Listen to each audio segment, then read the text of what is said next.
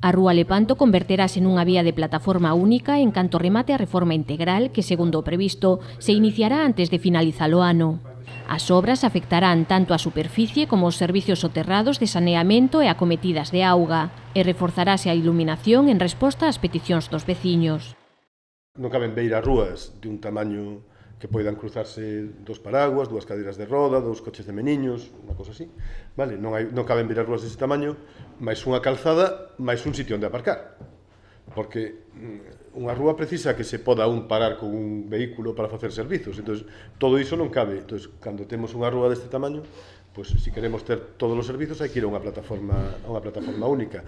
O que aínda non se decidiu é o uso con respecto ao tráfico, aínda que todo indica que quedará limitado a servizos e veciños.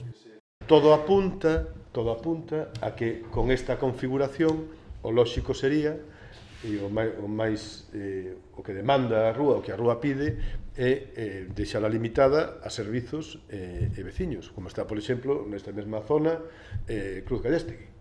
Contará tamén cunha zona de estancia con arborado e aparcamento para bicis. Os que xa non poderán aparcar serán os coches, xa que, segundo indicou o concelleiro de Obras, así o solicitaron os veciños, consultados nunha asemblea celebrada na Casa da Luz con motivo da presentación do anteproxecto.